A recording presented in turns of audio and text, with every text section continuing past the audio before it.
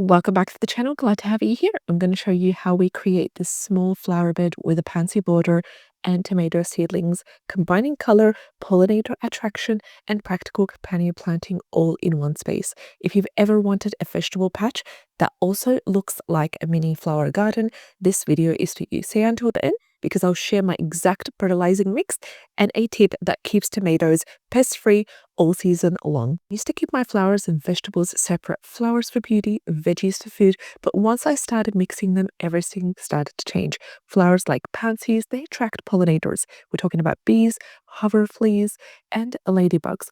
All the helpers that your tomato plants secretly need. They also create a softer microclimate, keeping the soil cooler and reducing moisture loss. So if your tomato flowers are not setting fruit, it could be a lack of pollinators. A pansy border fixes that naturally. So this space used to be a plain strip beside the fence, and we've got a little bit of flowers on the side. On the other side as well, we have some rose bush as well as blackberry tree and loquat. So it's just compacted soil and a few weeds. So first we loosened the soil with a small hand fork and added 1 bucket of compost, a handful of oil castings, as well as a small sprinkle of seaweed meal for trace minerals.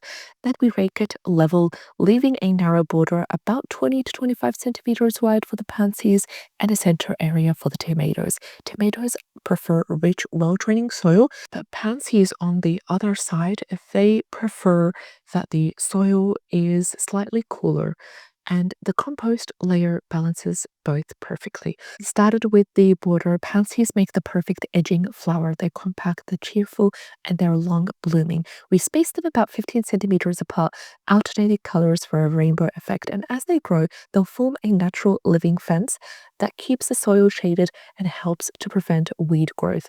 Always water pansies from the base, not from above, because it keeps the blooms clean and lasting longer. And most gardeners overlook pansies near veggies, but they're incredible companion plants that can handle light frost and heat, giving your bed a long, colorful season. Next, it's time for the tomato babies, and these seedlings have been growing indoors for a few weeks, and today they're ready to move out. We planted 4 tomato seedlings down the center, and before planted, we added a handful of crushed eggshells and compost to each hole, and that really gives a slow calcium boost and prevents blossom and root later on. And after planting, it's really important to water deeply using a mix of 1 tablespoon of fish emulsion, or if you don't have fish emulsion, you could substitute that with seaweed. And also, we added 1 teaspoon of molasses and 5 liters of water. This really gives them a gentle nitrogen and sugar start, exactly what they need to root quickly. Avoid planting too deep near the pansy roots. They like shallow. So just plant the tomatoes in the center strip where the roots can spread freely. So let's talk about the secret to mixing flowers and veggies successfully. It is mulch and balance.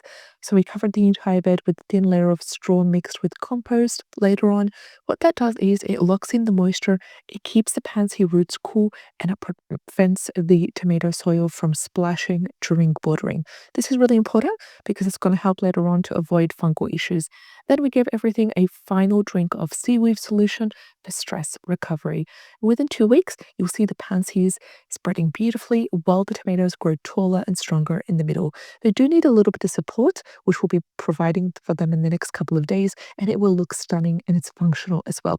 Don't underestimate how much flowers can support vegetables. I've noticed few aphids, better pollination, and even stronger fruit sets since combining them. So here is our weekly care routine. It's a simply weekly care routine for this mixed bed. First of all, we're going to water deeply twice a week, more of course during the hot weather. Also, deadhead pansy flowers in order to encourage new blooms. We're also going to feed the tomatoes with compost tea every 10 days and spray with diluted neem oil or garlic spray once a week for pest prevention. And that's it. It's low maintenance, it's high reward bed that stays colorful and productive for months on end. And as the tomatoes grow taller, the pansies naturally create a shaded understory, which is like a self-cooling microclimate that reduces stress in summer heat. So that's it. My simple flower and veggie bed ready to go. Tomatoes in the middle, pansies around the edges, and a healthy soil underneath. It's proof that your garden bed doesn't have to choose between beauty and productivity. You can actually have both all in one bed. And if this video has inspired you, or you enjoyed it, or you learned new information, give it a thumbs up, share it with your gardening friend, subscribe to the channel for more organic garden design tips and tricks every single week. I'll see you in the next one. Take care and have an amazing, great day. All the best.